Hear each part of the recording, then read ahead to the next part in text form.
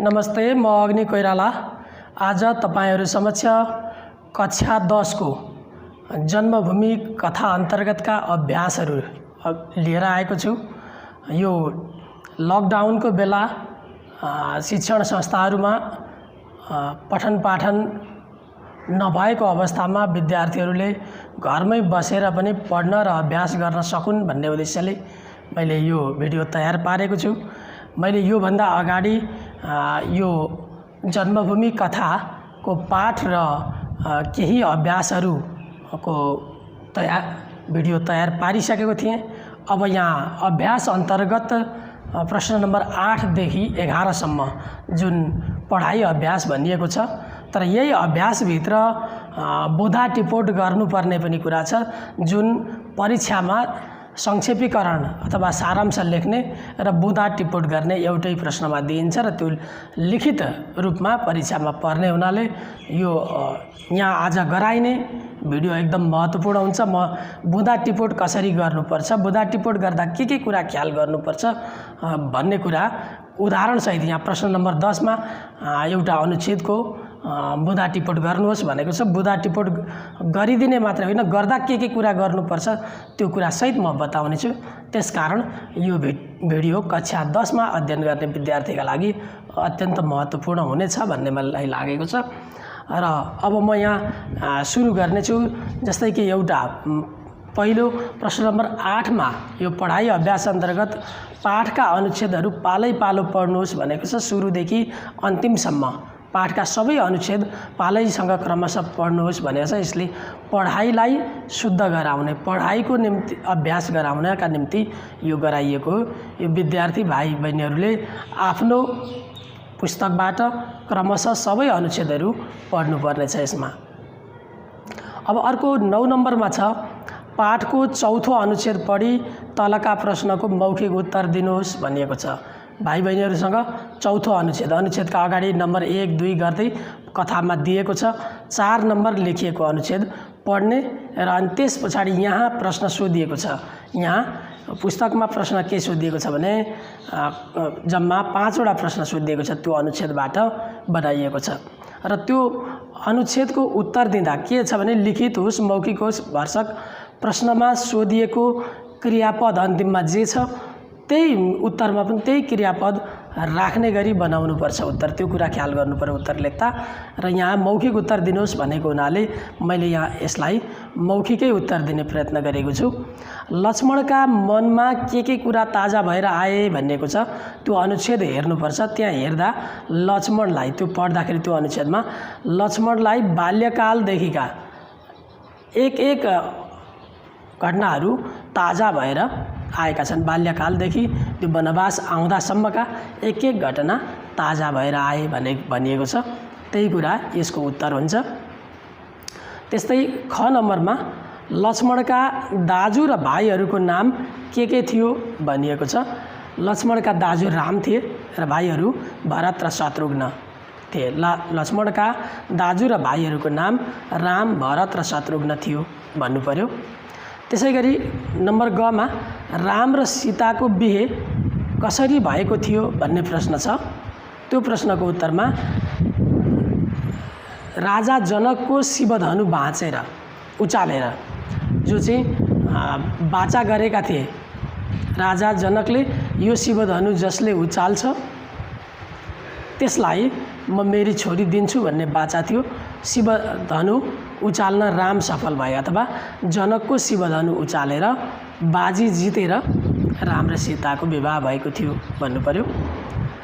अब घ नम्बरमा छ, लक्ष्मण केमा हराइरहेका थिए भनेको छ। त्यहाँ अनुच्छेदमा के छ, लक्ष्मण आफ्नो विगतको स्मृतिमा हराइरहेका थिए, विगतका कुराको सम्झनामा उनी हराइरहेका थिए भन्ने कुरा त्यहाँ दिएको छ।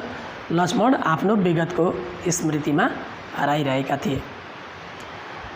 अब लक्ष्मणसँगै को उठे भनेको छ। त्यो अनुच्छेदको अन्तिममा, चौथो अनुच्छेदको अन्तिममा लक्ष्मणसँगै को उठे भनेर सोधिएको छ। त्यो अन्तिममा छ त्यसको उत्तर, लक्ष्मणसँगै विभीषण भनेको रावणका भाइ विभीषण सँगै उठे भनिएको छ। अब यहाँ पाठको 10औं अनुच्छेद पढी प्रश्न नम्बर 10 मा के सोधिएको छ भने पाठको 10औं अनुच्छेद पढी मुख्य 4वटा बुँदा टिप्नुहोस् भनिएको छ। यो चाहिँ टिप्नुहोस् भनिएको हुनाले म यो 10औं अनुच्छेद पहिले कसरी बुँदा टिपिन्छ त्यो कुराहरू चर्चा गर्नेछु अनि त्यसको बुँदा टिपोट गर्दाखेरि ख्याल गर्नुपर्ने कुराहरू म भन्नेछु अनि त्यस पछाडि म यहाँ त्यो बुँदा टिपेर अनुच्छेद लेखेर त्यसका मुनि म बुँदा टिपेर देखाउँछु किनभने यो चाहिँ म अनुच्छेदै लेख्छु कारण यो कक्षा 10 का लागि मात्रै होइन बुँदा टिपोट मसिनो 8-9 कक्षामा पनि हुन्छ र माथि 11-12 कक्षामा पनि बुँदा टिपोट परीक्षामा अनिवार्य पर्छ भने यो चाहिँ अरू कक्षाका लागि पनि बुँदा टिपोट महत्त्वपूर्ण भएका कारण म यो सबै लेखेर देखाउँछु त्यसको नियमसहित म लेखेर देखाउने छु र यो लेखुन्जेल केही समय लाग्छ त्यसकारण धैर्य गर्नुहोला। मैले यहाँ बुँदा टिपोट गर्दा ध्यान दिनुपर्ने कुराहरूलाई पनि बुँदागत रूपमै लेखेको छु। पहिले यो ख्याल गर्नु पर्यो यी कुराहरू भयो भने बुँदा टिपोट गर्न सजिलो हुन्छ। ती बुँदा टिपिसकेपछि भरे त्यसलाई संक्षेपीकरण गर्न झन् सजिलो हुन्छ। संक्षेपीकरण भनेको दिएको अनुच्छेदलाई 1/3मा घटाउनु पर्यो, 1/3 अंशमा राख्नु पर्यो। त्यसकारण बुँदा टिपोट गर्दै पहिले त्यो घट्ने गरी बनाउनुपर्छ। बुँदा पनि छोटो हुनुपर्छ, लामो बुँदा हुँदैन। त्यसकारण छोटा छोटा बुँदा भनेको भरसक 1 हरफ भन्दा पनि छोटा हुनुपर्छ, लामा लामा बुँदा हुँदैनन्। त्यसकारण लेख्दाखेरि 1 हरफ भन्दा छोटा बुँदा दिनु पर्यो र बुँदा टिपोट गर्दा ध्यान दिनुपर्ने कुराहरूलाई मैले यहाँ लेखेको छु। जस्तै कि बुँदालाई असमापक क्रिया वा अन्य पदमा टुङ्ग्याउनुपर्छ, क्रियापदमा होइन। वाक्य क्रियापदमा टुङ्गिएको हुन्छ समापक क्रियापदमा, त्यसलाई असमापक क्रिया वा अन्य पदमा जस्तो कि गर्नु, भन्नु, खानु त्यस्तो खालको असमापक क्रिया राख्ने त्यतिमा टुङ्ग्याउने वा यस्तो सफल त्यस्ता खालका विशेषण अथवा अन्य पदहरू राखेर त्यहाँ टुङ्ग्याउनु पर्छ। क्रियापदमा टुङ्ग्याउनु हुँदैन वाक्य बुँदालाई। अर्को यो काम गर्नुभन्दा पहिले चाहिँ यहाँ मैले तल लेखेको छु सुरुमा बुँदा टिपोट र संक्षेपीकरण गर्दा सुरुमा माथि शीर्षक दिनुपर्छ। त्यो अनुच्छेदको आशय अनुसारको शीर्षक आफै चयन गरेर दिनुपर्छ। अब अनुच्छेदलाई राम्ररी बुझेर दोहोर्याई तेर्याई पढ्नुपर्छ किनभने जब राम्ररी बुझेर पढिन्छ अनि त्यसको आशय अनुसार कुन कुरालाई बढी फोकस गरेको छ, कुन कुरालाई बढी महत्त्व दिएको छ त्यो कुरालाई मात्रै बुँदामा राख्नुपर्छ। धेरै धेरै वाक्य हुन सक्छन्, 4वटा बुँदाभन्दा बढी आउने गरी वाक्य हुन्छ। त्यसकारण ती अनावश्यक अथवा धेरै महत्त्व नदिएका कुराहरूलाई बुँदामा राख्नु हुँदैन। जुन कुरालाई बढी महत्त्व दिएको छ त्यसलाई राख्नुपर्छ। त्यसकारण कुन कुरालाई बढी महत्त्व दिएको छ भनेर त्यसको भाव बुझ्नलाई दोहोर्याई तेर्याई पढ्नुपर्छ। अनुच्छेदमा व्यक्त भएका मुख्य कुरा वा भावलाई रेखाङ्कन गर्नुपर्छ। पढेपछि 2-3 चोटि पढिसकेपछि कुन कुरालाई बढी जोड दिएको हो भन्ने कुरा बुझेर त्यो कुरालाई सामान्य रूपमा रेखाङ्कन गरेर चिनो लाउने भरे अनि त्यसलाई यो कुरालाई चाहिँ म बुँदा बनाउँछु भनेर एउटा सम्झिनलाई सजिलोका लागि रेखाङ्कन गर्ने भरे। त्यसरी गर्दाखेरि 4वटा भन्दा माथि पनि हुन सक्छन्, त्यसकारण 33बाट पनि फेरि घटाउनु पर्ने हुनसक्छ। त्यसका लागि रेखाङ्कन गर्ने। त्यो घटाउनु पर्यो भने भरे त्यस्ता महत्त्वपूर्ण कुरालाई नराखी नहुने तर 4 बुँदाभन्दा बढी हुने भयो भने तिनीहरूलाई वाक्य संश्लेषण गर्नुपर्छ। यहाँ मैले तल लेखेको पनि छु। उही अर्थ लाग्ने वा आशय दोहोरिएका वाक्यलाई एउटा लेखिसकेपछि त्यही आशय दोहोरियो वा उही अर्थ लाग्ने खालको कुरा तल अर्को बुँदामा आउने भयो भने त्यो राख्नु हुँदैन, त्यसलाई दोहोऱ्याउनु हुँदैन। अब अनावश्यक विशेषण कहिलेकाहीँ वाक्य लामो हुन्छ, लामो बनाउनलाई त्यसका विशेषताहरू अनेक दिएको हुन्छ, त्यस्तो अनावश्यक छ भने त्यसलाई मुख्य कुरा आउँछ, त्यो विशेषण नराख्दा पनि मुख्य कुरा आउँछ भने त्यो विशेषण राख्नु हुँदैन। अर्थात् उद्देश्य विस्तारक र विधेय विस्तारक हटाउनुपर्छ भनेको कर्ताको विशेषता जनाउन आउने, कर्तालाई चिनाउनका निम्ति कर्ताभन्दा अगाडि आउने शब्दहरू हुन्छन्, त्यसलाई उद्देश्य विस्तारक भन्छ। त्यो उद्देश्य विस्तारक हटाइदिनुपर्छ। कर्तालाई चिनाउनका निम्ति अनेक किसिमका विशेषणहरू, उपाधिहरू, उसलाई चिनाउने उपाधिहरू हुन सक्छन्, ती सबै उद्देश्य विस्तारक हुन्, त्यो हटाउनुपर्छ। विधेय विस्तारक भनेको क्रियाका विशेषताहरू जनाउने अथवा क्रियालाई चिनाउनका निम्ति क्रियाको प्रक्रिया, क्रियाको अवस्था त्यस्तो सबै जनाउनका निम्ति जुन आउँछन् त्यो उद्देश्य विस्तारक हो। विधेय विस्तारक हो। त्यो विधेय विस्तारक पनि हटाउनुपर्छ। लामो हुने भयो भने, बुँदा लामो हुने भयो भने उद्देश्य विस्तारक र विधेय विस्तारक पनि हटाइदिनुपर्छ। निपातले पनि एउटा भए पनि शब्द बढाउँछ, लामो हुन्छ, त्यसकारण निपातले खासै अर्थ बिगार्दैन, त्यसकारण निपातहरू हटाइदिनुपर्छ। उदाहरण, उखान, टुक्का आदि हटाउनुपर्छ। उदाहरणले पनि वाक्यलाई लामो बनाएको हुन्छ, त्यसकारण हामीले छोटा बुँदा बनाउने हुनाले उदाहरणहरू छन् भने त्यो वाक्यभित्र उदाहरण छन् भने त्यो उदाहरण हटाइदिने, उखान छन् भने उखान पनि हटाइदिने। अनि त्यो उखान भनेको, टुक्का भनेको त्यो वाक्यमा भनिएको कुरालाई बुझाउनका निम्ति, विस्तार गर्नका निम्ति आउने हुन्, त्यसकारण त्यसलाई हटाइदिनुपर्छ, छोटो बनाउनुपर्छ। वाक्य बुँदा धेरैवटा भए, 4 भन्दा बढी हुने भए महत्त्वपूर्णै कुराहरू पनि भने 2 वा 2 भन्दा बढी वाक्यलाई जोडेर त्यसलाई वाक्य संश्लेषण गरेर छोटा बुँदा फेरि बनाउनुपर्छ। अब समास, 2 वा 2 भन्दा बढी शब्द छन्, वाक्य लामो हुने भयो भने त्यसलाई समास गरेर घटाउन सकिन्छ, सन्धि गरेर घटाउन सकिन्छ। द्वित्व प्रक्रियाबाट उस्तै शब्द दोहोरिएर आउने शब्दलाई जोडेर एउटै शब्द बनाउने प्रक्रिया हो, द्वित्व प्रक्रिया गरेर पनि घटाउन सकिन्छ। यो सन्धि पनि 2 वा 2 भन्दा बढी शब्द जोडेर घटाउने प्रक्रिया हो। 10 कक्षामा सन्धि र द्वित्व छैन, विद्यार्थीहरूलाई अन्यल होला, तर 11 मा छ। सन्धि भनेको दुईटा अलग अलग शब्द जोड्दाखेरि पहिलो शब्दको अन्तिमको वर्ण वा ध्वनि र पछिल्लो शब्दको सुरुको वर्ण वा ध्वनि बिचमा मेल भएर एकाकार हुने प्रक्रिया हो। त्यो प्रक्रियाबाट पनि दुईटा शब्दलाई जोडेर एउटै बनाइन्छ। एउटै शब्द दोहोरिएर आउने शब्दलाई त्यसलाई एकै ठाउँमा राखेर बनाउने अर्को शब्द बनाइन्छ भने त्यो द्वित्व शब्द हो, त्यो पनि गर्न सकिन्छ। एक-एकवटा शब्द गर्छन् यसरी गर्दा। अर्को सिङ्गो शब्द लेख्नुपर्छ। सिङ्गो शब्द भनेको कहिलेकाहीँ जस्तै उदाहरण दिनुपर्ने पर्छ। यहाँ मैले भन्छु घाममा सुकाइएको अन्न भनेर आएको छ भने बिस्कुट एउटा शब्द लेख्न सक्यो, त्यसरी बनाउनु पर्ने हुन्छ। यसरी सिङ्गो शब्द त्यसलाई एउटै शब्दले बुझाउँछ भने, त्यहाँ भनिएको कुरालाई एउटै शब्दले बुझाउँछ भने त्यसरी लेख्नुपर्छ। त्यसलाई सिङ्गो शब्द भनिन्छ। त्यसरी लेखेर पनि घटाउन सकिन्छ। अर्को बुँदालाई सुरुदेखि अन्तिमतिर क्रमशः राख्नुपर्छ। जस्तै कि प्याराग्राफमा माथिको कुरा जे छ त्यसलाई अन्तिममा बुँदामा राख्नु हुँदैन। माथिको कुरालाई महत्त्वपूर्ण कुरा छ भने माथि नै राख्ने, क्रमशः सिरियल्ली राख्नुपर्छ। मैले अघि भने शीर्षक चयन गरी शीर्षक सुरुमै राख्नुपर्छ। यी कुराहरूलाई ध्यान दियो भने हामी बुँदा टिपोट गर्न सक्छौँ, जहाँसुकै। यो कक्षा 10 का लागि मात्रै होइन, माथिल्ला कक्षाहरूमा पनि यही कुरालाई बढी ध्यान दिनुपर्छ। अब यसपछि म यो कक्षा 10 को जुन अभ्यासमा छ, 10औं नम्बरमा, त्यहाँ 10औं अनुच्छेद पढी त्यसलाई 4वटा बुँदामा टिप्नुहोस् भनेको छ। म त्यो अभ्यास पनि गरेर देखाइदिन्छु यिनै कुरालाई आधार मानेर। मैले कक्षा 10 को जन्मभूमि कथाको 10औं अनुच्छेद पढी मुख्य 4वटा बुँदा टिप्नुहोस् भनिएको हुनाले मैले त्यहाँको 10औं अनुच्छेद यहाँ सारेको छु। अब त्यसलाई अघि भनेअनुसार कसरी बुँदा टिपोट गर्ने म यहाँ देखाउन चाहन्छु। यहाँ के छ भने यो छोटो अनुच्छेद छ, यसलाई त 4वटा बुँदामा टिपोट गर्न कुनै गाह्रो छैन। तर योभन्दा लामा अनुच्छेदलाई पनि 4वटा बुँदामा टिपोट गर्नुपर्ने हुन्छ, वा 11-12 मा 5वटा बुँदा भनिएको हुन्छ। त्यसो गर्नका लागि पनि अघिको नियम प्रयोग गर्नुपर्छ। यहाँ त 6-7वटा बढी भए 6-7वटा वाक्य होलान्, कोही छोटा कोही लामा वाक्य छन्, त्यसकारण यसलाई त्यत्रो गाह्रो हुँदैन। तैपनि मैले त्यो नियम अनुसार देखाउन चाहन्छु। पहिले के गर्नु पर्यो बुँदा टिपोट भनेपछि यो बुँदा टिपोट हो। मैले यहाँ बुँदा टिपोट लेखेँ। बुँदा टिपोट, यसको शीर्षक यहाँ के छ भने विभीषणले आफू राजा हुन नचाहेको, लङ्काको राजा हुन नचाहेको कुरा हुनाले यसलाई मैले आफै यो अनुच्छेद आधारमा यहाँ मैले विभीषणको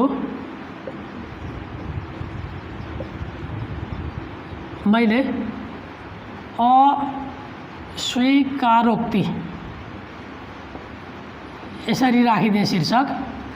अथवा यहाँ जुनसुकै अरू शीर्षक राख्न सकिन्छ। शीर्षकलाई अलि ठुलो अक्षरमा लेखेर हाइलाइट गर्नुपर्छ परीक्षामा, त्यो ख्याल गर्नु पर्यो। अलि ठुलो अक्षरमा लेख्ने, बोल्ड अक्षर बनाउने। अब यो शीर्षक लेखिसकेपछि यहाँ किनभने विभीषणले आफू लङ्काको राजा, यहाँ लक्ष्मणले विभीषणलाई लङ्काको राजा हुनु अब त भनिसकेपछि, लङ्का विजय प्राप्त गरिसकेपछि, राम लक्ष्मणले विजय प्राप्त गरिसकेपछि विभीषणलाई लङ्काको राजा हुन प्रस्ताव गरेका छन्। तर यहाँ विभीषणले स्वीकार गरेका छैनन्। त्यसकारण मैले यहाँ विभीषणको अस्वीकारोक्ति भने। अब यहाँ अथवा विभीषणलाई लङ्काको राजा हुने प्रस्ताव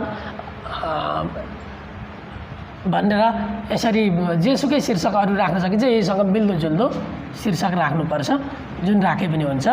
अब यहाँ के छ भने पहिले राम्ररी पढ्ने अनि बुझ्ने भनेको छ। मैले यहाँ लक्ष्मणहरू केही भन्न खोज्दै थिए, विभीषण अलिक उत्तेजित भएर बिचैमा बोले, म यो राज्यको शासन गर्न योग्य छैन, म लङ्काको राजा हुन्न। राजा हुनका लागि पराई गुहारेर आफ्नै दाजु भतिज र आफन्तहरू मारेको भन्ने कलङ्क म बोक्न चाहन्न। यो राज्यको हक अब तपाईहरूको हो, तपाईहरूले जितेको राज्य तपाईहरूले नै चलाउनुहोस्, म सहयोग गरौँला भनेका छन्। यो कुरा यसरी पढेपछि यहाँ के बुझिन्छ भने लक्ष्मणले विभीषणलाई प्रस्ताव गरे राजा हुन, विभीषणले म राजा हुन्न, र यदि राजा भए भने मलाई दाजु भतिज आफन्तहरू मारेर राजा हुनलाई लक्ष्मणहरू अथवा पराईहरू, लक्ष्मण राम लङ्काका लागि पराई हुन्, उनीहरूलाई गुहारेर दाजु र भतिजहरू मारेको भन्ने कलङ्क लाग्छ। त्यसकारण म राजा हुन्न, बरु तपाईँहरू नै राजा हुनुहोस्, म त्यो राज्य चलाउन सहयोग गर्छु भन्ने कुरा आएको छ। त्यसकारण यहाँ मुख्य कुरा के हो भन्दा लक्ष्मणले राजा हुन प्रस्ताव गर्नु, विभीषणले अस्वीकार गर्नु, बरु राज्य चलाउन विभीषणले सहयोग गर्ने बाचा गर्नु, राजाको त्यो राज्यको हक चाहिँ लक्ष्मणहरूकै हो भन्ने खालको कुराहरू छ। अब यो पहिलो वाक्यमा लाई एउटा मुद्दा बनाउँदा हुन्छ, किनभने यहाँ मुख्य कुरा नै यहाँ यही पहिलो वाक्यमा छ। जस्तै कि लक्ष्मणले अरू केही भन्न खोज्दै थिए, विभीषण भनिरहेको थिए अगाडि, त्यस पछाडि विभीषणले उत्तेजित भएर बोले, म यो राज्यको शासन गर्न योग्य छैन भनेको मुख्य कुरा चाहिँ यो शासन गर्न योग्य छैन, यो हो मुख्य कुरा, याद गर्नु पर्यो। यो राज्यको भनेको लङ्काको राजा हुन योग्य छैन भनिएको हो। अब यसलाई यो मुख्य कुरालाई कसरी छोटो बनाउने, यत्रो लामो वाक्य छ भने 1 नम्बर बुँदामा के गर्ने भन्दा लक्ष्मणलाई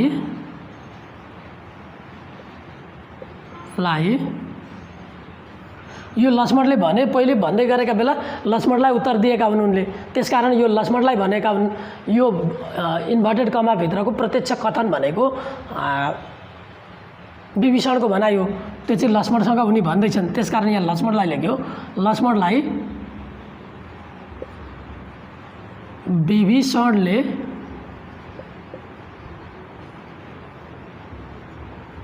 आफू लङ्काको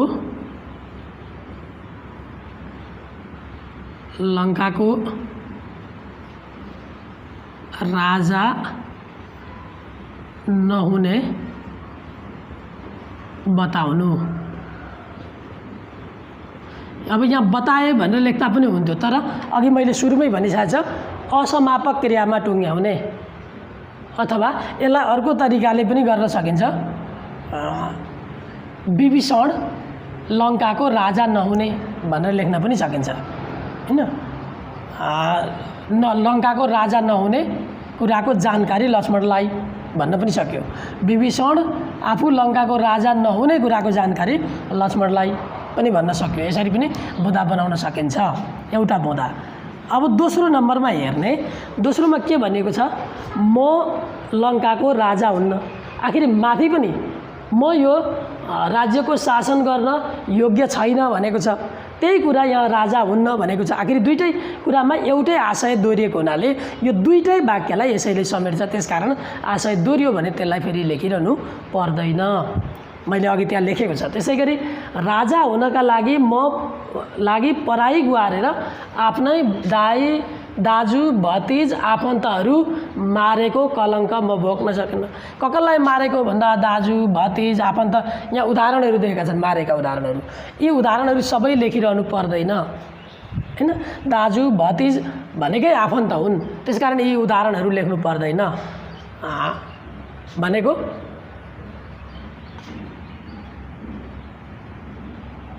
अब यहाँ लक्ष्मणले दाजु र भतिजहरू आफन्तहरू मारेर राजा हुँदा कलङ्क बोक्नुपर्छ भन्ने कुरा छ। त्यो कलङ्क म बोक्न चाहन्न भनेका छन्। त्यसलाई कसरी मिलाउने त भन्दा आफन्तहरू मारेको भन्ने कलङ्क लक्ष्मणले बोक्न नचाहनु भनेको राजा हुनका लागि हैन, राजा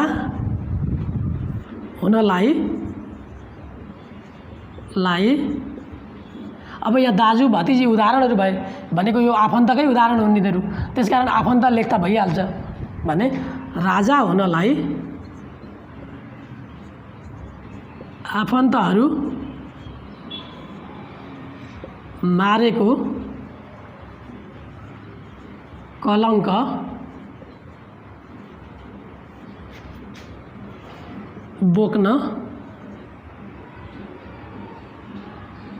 कलङ्क बोक्न विभीषणले नचाहनु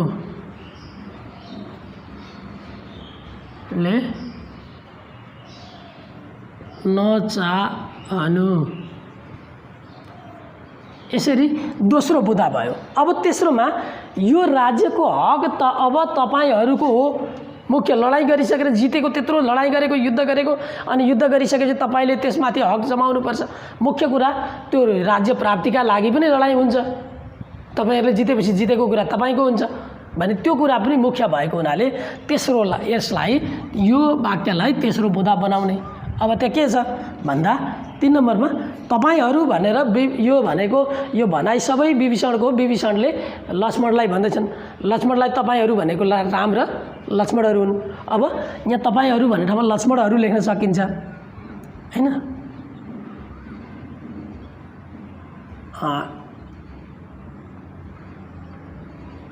यो राज्य भनेको लङ्का हो, लङ्कै लेखे पनि हुन्छ अथवा यो राज्यको हक भन्ने पनि हुन्छ, अथवा लङ्काकै लेखौँ। यहाँ अगाडि पनि लङ्का भन्ने कुरा आएकै छ, त्यसकारण लङ्काको हक लक्ष्मणहरूको हुनु यसरी बनाउने, अथवा लङ्काको हक लक्ष्मणहरूको मात्रै लेख्दा पनि पुग्छ। चौथो नम्बरमा अब तपाईहरूले जितेको राज्य तपाईहरूले नै चलाउनुहोस्। यहाँ मुख्य कुरा चाहिँ यो विभीषणले भनेका छन्, बरु म सहयोग गरौँला। यी दुईटा वाक्यलाई जोडेर एउटै बनाउन सकिन्छ हैन। तपाईहरूले जितेको राज्य, अघि माथि पनि जितेकै कुरा छ तपाईँको भनेर आइसकेको छ, त्यसकारण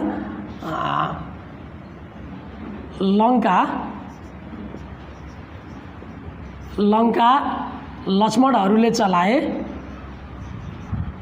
लक्ष्मणहरूले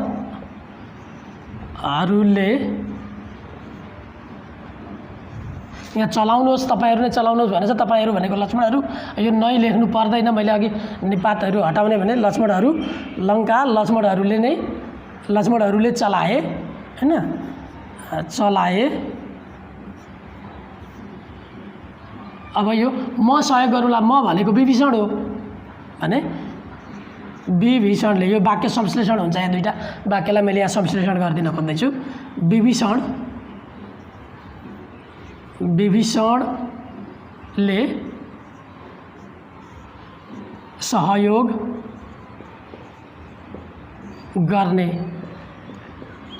यसरी 4वटा बुँदामा सक्यो अन्तिमसम्मै। सबै सुरुका कुरा सुरुमै छन्, क्रमशः छ अन्तिममा सहयोग गरौँला भन्नेसम्म पुगेर सहयोग गर्नेमा हामी टुङ्गिएका छौँ। यो मुख्य कुरा यो 4वटा बुँदामा सकिएको छ, यति नै हो। भरे यसलाई विस्तृत बनाउँदाखेरि यसरी अनुच्छेद बन्न सक्छ। कुराहरू त्यहाँ यो अनुच्छेदमा भनिएका सबै कुरा यहाँ हटाएका छन्, मुख्य कुराहरू भने मुख्य कुरालाई नछोडिकन सबै मुख्य कुरा आउने गरी बुँदा टिपोट गर्ने हो र संक्षेपीकरण गर्दा यिनै बुँदालाई केन्द्रबिन्दु राखेर प्याराग्राफमा बनाइयो भने त्यो संक्षेपीकरण हुन्छ। भने संक्षेपीकरण गर्ने नियम पनि म छुट्टै लिएर आउँछु अर्को भिडियोमा। र यहाँ यो चाहिँ एउटा पाठभित्र रहेको अभ्यासलाई बनाइएको हुनाले मैले यहाँ त्यो यो भित्र अरू पनि अभ्यास जोडिएको छ। म छुट्टै संक्षेपीकरण यसरी गर्ने भन्ने म छुट्टै यस सम्बन्धी भिडियो अरू पनि लिएर आउनेछु। यहाँ चाहिँ अरू पनि छन्। अब यस पछाडि 11औं नम्बर प्रश्न, यहाँ यो कथामा 11औं नम्बर प्रश्न छ। म यो 11औं नम्बर प्रश्न पनि यहाँ म लेख्नु पर्ने हुँदा यहाँ के भनेको छ भने लेख्ने छ कि उत्तर दिने भनेको छ। यहाँ तलका को अनुच्छेद पढी सोधिएका प्रश्नको उत्तर दिनुहोस् भनिएको छ। उत्तर भन्ने नै हो, यो पढाइलाई पढेर उत्तर लेख्नुपर्ने भए लेख्दा पनि हुन्छ। यहाँ अनुच्छेद के छ यो पाठभित्र, यहाँ यो प्याराग्राफभित्र अथवा कथाभित्र भएको अनुच्छेद होइन, फाल्टु अनुच्छेद दिएको छ। यो परीक्षामा अनुच्छेद पढेर अनि मुनि उत्तर लेख्ने सोधिन्छ परीक्षामा। प्रत्येक अहिलेको क्वेसन मोडल नै चेन्ज गरेको हुनाले म यहाँ पहिले त्यो अनुच्छेद भित्रका प्रश्न के थिए भन्ने कुरामा म पहिले पढ्छु, यहाँ पढ्छु सरर अनि त्यस पछाडि यहाँका क्वेसन लेखिदिन्छु। यसलाई पर्खिरहनु पर्दैन, म यहाँ पहिले पढेर सुनाउँछु त्यो अनुच्छेद। तपाईहरूले पनि त्यसमा सुन्न सक्नुहुन्छ। त्यसमाथि कक्षा 10 का विद्यार्थीहरूसँग पुस्तक हुन्छ, आफै हेर्न पनि सक्नुहुन्छ। देउडा नेपालको पश्चिमी पहाडी क्षेत्रको अति लोकप्रिय नृत्य गीत हो। त्यहाँ देउडाका नृत्य र गीत दुवै प्रचलित छन्। नृत्यलाई देउडा खेल वा न्याउले खेल पनि भनिन्छ। यस नृत्यमा सहभागी हुनेहरू कुममा कुम जोडेर हात जोल्ट्याई सामूहिक तालमा खुट्टा अघि पछि गरेर मन्द तालमा नृत्य गर्छन्। यस नृत्यका साथ कुनै बाजा बजाइँदैन। नृत्यमा पुरुष र महिला तथा बालबालिकाहरू बेग्ला बेग्लै नृत्य गर्न सक्छन् वा एकै ठाउँमा मिसिन पनि सक्छन्। एउटा ठुलो आँगनमा जम्मा भएर देउडा खेल्नेहरू मुखामुख गरी दुई समूहमा विभाजित हुन्छन् र कुनै गीत सामूहिक रूपमा दोहोर्याउँछन् अथवा गीतमा नै सवाल जवाफ गर्छन्। देउडामा ए भिनाजु ए साली, मेरी बाउजू छमक्क छमक्क, लौबरी छम छम आदि थेगोहरू प्रयोग हुन्छन्। नृत्यमा सहभागी हुनेहरूले खास किसिमको श्रृङ्गार पेटार गर्नु पर्दैन। देउडा नृत्यका अवसरमा गरिने सवाल जवाफलाई झिट्टा गर्नु भनिन्छ। झिट्टा गर्दा गीतमा नै गाउँ खाने कथा भने जस्तै गौडो थापिन्छ र गौडो फुकाइन्छ। यो चाहिँ एउटा अनुच्छेद भयो। अब यो अनुच्छेदमा सोधिएका प्रश्न के थिए र त्यो उसको उत्तर के हो भन्ने कुरामा जस्तै म यहाँ प्रश्न नम्बर क छ, जस्तै देउडा कस्तो गीत हो। यहाँ क नम्बर 11 नम्बर प्रश्न 11 प्रश्न नम्बर 11 यसमा चाहिँ तलको अनुच्छेद पढी सोधिएका प्रश्नको उत्तर दिनुहोस् भनेको छ। अब यसमा अनुच्छेदमा के छ, कमा देउडा कस्तो गीत हो भनिएको छ, गीत हो भनिएको छ। अब यहाँ बुझ्नु पर्यो क्रियापद जुनमा सोधिएको छ त्यसैमा उत्तर टुङ्ग्याउने प्रयत्न गर्नुपर्छ र यो बुँदा के अरे अनुच्छेद पढेर लेख्ने उत्तर भरसक एकै वाक्यमा सकिने खालको छोटो उत्तर हुनुपर्छ। अब यहाँ यसको उत्तर कसरी लेख्ने, उत्तरमा उत्तर देउडा कस्तो गीत हो भनेको छ, देउडा नृत्य गीत हो। यही क्रियापदमा सक्यो। कस्तो भन्ने ठाउँमा नृत्य गीत हो, पूर्ण विराम। यहाँ क्वेसन छ, यो पूर्ण विराम, उत्तर एउटा सक्यो। खमा त्यसै गरी अर्को प्रश्न छ, देउडा कहाँ प्रचलित छ। देउडा कहाँ प्रचलित छ? यो छ प्रश्न। अब यसको उत्तर के छ? अर्को उत्तर देउडा नेपालको पश्चिम पहाडी क्षेत्रमा प्रचलित छ। पहाडी क्षेत्रमा प्रचलित छ। त्यहाँको भाव हेरेर बनाऊ, यहाँको क्रियालाई हेरेर बनाउनुपर्छ, त्यहाँको भाव नभर्ने गरी बनाउनुपर्छ।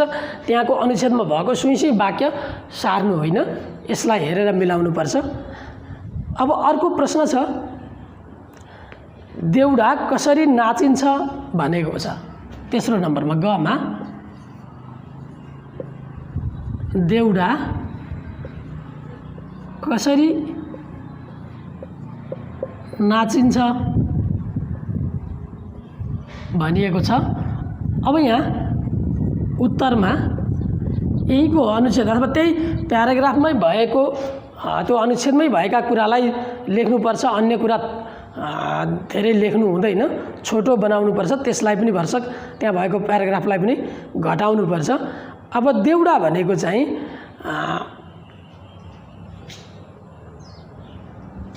जस्तै कि कुममा कुम जोल्ट्याई, कुम जोल्ट्याई, कुममा कुम जोल्ट्याई सामूहिक तालमा खुट्टा अघि पछि गरेर हैन मन्द तालमा नृत्य गरिन्छ भन्नु पर्यो।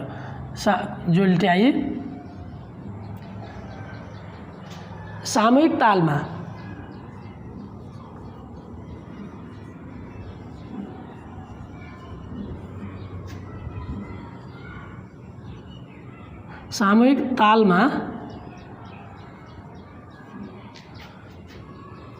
खुट्टा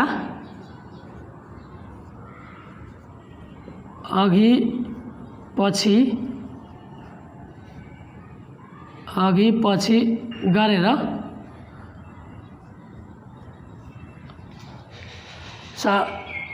मन्द तालमा नाचिन्छ। मन्द तालमा नाचिन्छ। यहाँ कसरी नाचिन्छ भनेको छ, नाच्ने प्रक्रियालाई यहाँ उत्तर बनाइयो। कुममा कुम जोल्ट्याई सामूहिक तालमा खुट्टा अघि पछि गर्दै कुम र कुम जोड्दै जोड्दै अगाडि पछाडि सर्दै बिस्तारै सर्दै नाचिन्छ। यहाँ नाचिन्छमै क्रियापद टुङ्ग्याइएको छ।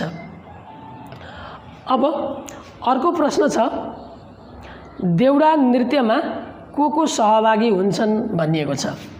नम्बर घमा देउडा नृत्यमा को सहभागी हुन्छन्? सहभागी हुन्छन्। अब यसमा यही भनिएको छ, यहाँ युवा अथवा पुरुष, महिला, बालबालिका सबै अलग अलग समूह बनाएर पनि हुन्छन् वा एउटै समूहमा पनि नृत्य गरिन्छ भनेको छ। भनेपछि उत्तरमा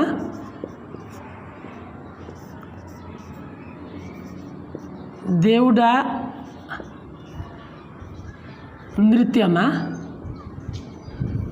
पुरुष, महिला वा बालबालिका सहभागी हुन्छन् वा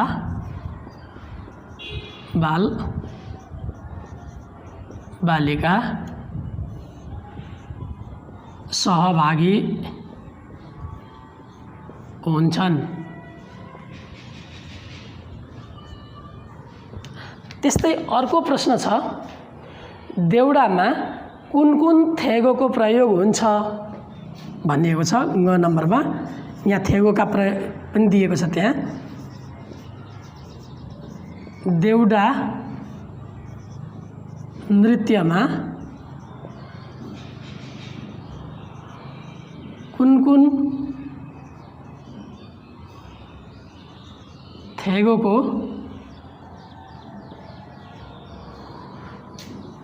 प्रयोग हुन्छ।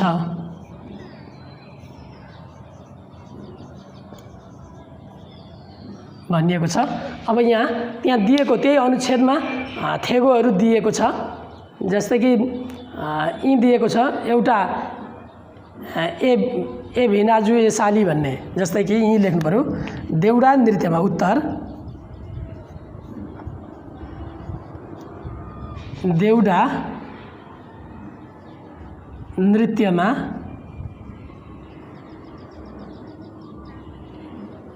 ए भिनाजु ए साली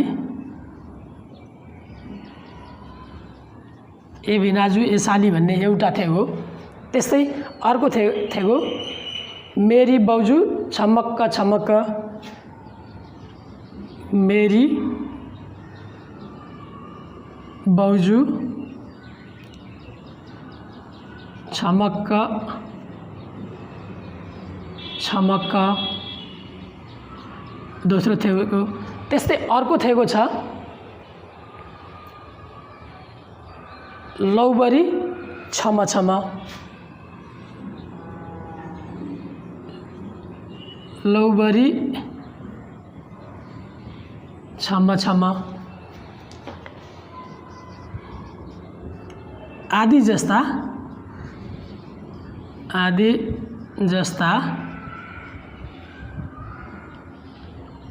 थेगो प्रयोग हुन्छ। अब देउडा नृत्यमा कुन थेगोको प्रयोग हुन्छ भनेको छ। देउडा नृत्यमा ए भिनाजु ए साली मेरी बाउजू छमक्क छमक्क लौबरी छम छम जस्ता आदि जस्ता थेगो प्रयोग हुन्छ। यहाँ लेखिएको छ। जसरी प्यासेजमै भएको अथवा त्यो अनुच्छेदमै भएका कुरालाई हामीले यहाँ एक वाक्यमा उत्तर दियौँ। यो छोटो परीक्षामा 1 नम्बर गोटाका छोटो उत्तर दिने अनुच्छेद सोधिन्छ र उत्तर दिनु भनिएको हुन्छ। यसरी नै लेख्नुपर्छ परीक्षामा लेख्दा। र मैले यहाँको पनि देखाएँ। यो चाहिँ यसरी लेख्ने, यो जुन 11 मा पनि यसरी नै सोधिएको हुन्छ, अनुच्छेद दिएको हुन्छ र यही तरिका हो लेख्ने तरिका। र अरू कक्षामा पनि अनुच्छेद हेरी सोधिएका प्रश्नको उत्तर दिनुहोस् भनेर लेख्ने तरिका यही नै हो। यो एउटा उदाहरणको रूपमा पनि प्रस्तुत भयो। हवस् त, अन्तिमसम्म हेरिदिनु भएकोमा धन्यवाद। नमस्ते।